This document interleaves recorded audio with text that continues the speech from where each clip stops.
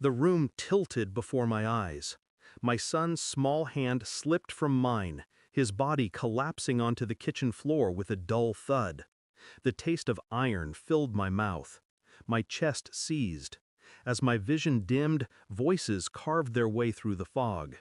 Her voice, my wife. Low, calm, almost rehearsed. Everything will be fixed soon, once they're gone. Gone. The word clung to me like broken glass. Darkness swallowed me whole. When I opened my eyes again, it was to white light and the rhythmic beeping of machines. The sterile smell of disinfectant coated the air. My wrists bore faint bruises from the IV lines. The chair beside me was empty. My son was gone. She was gone. A lawyer sat at the foot of my bed, papers in hand, eyes darting anywhere but mine. His voice carried the weight of something already decided. Your wife and her mother, they've taken certain steps. Guardianship, finances, power of attorney. It's all complicated. His words bled together. I only caught fragments. Taken, signed, transferred. The faint echo of her sentence sharpened again in my skull. Once they're gone. I wasn't gone yet. At first, I told myself I had misheard, that the poison in my blood had warped her words, that no wife could calmly discuss the erasure of her husband and child as though it were household maintenance. But denial has edges, and they cut deeper the longer you cling to them. The lawyer's nervous avoidance, the absence of my wedding ring, the frozen accounts, the way my mother-in-law's signature appeared on the documents as though she had been preparing them long before my collapse. I asked where my wife was. No answer. Where my son was. Silence. Inside, panic screamed.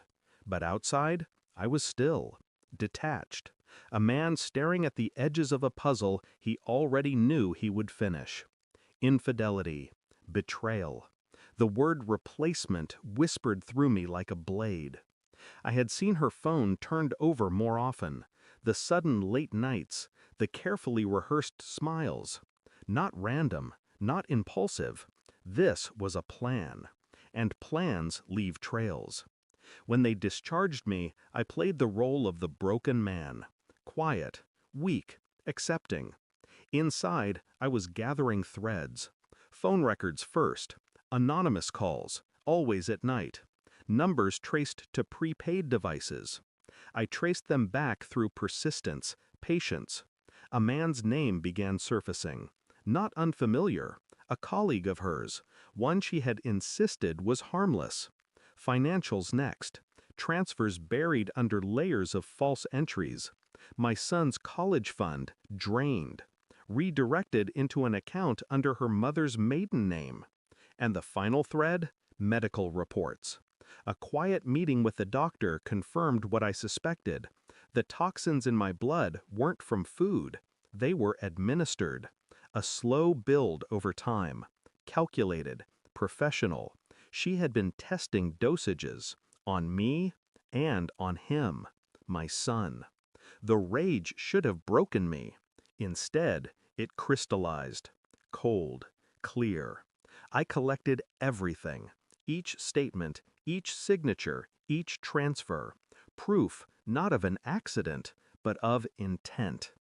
I found her eventually, not hiding, not afraid, sitting in a polished cafe with him, the colleague, her hand draped casually over his wrist, as though years of marriage, of promises, had evaporated without consequence.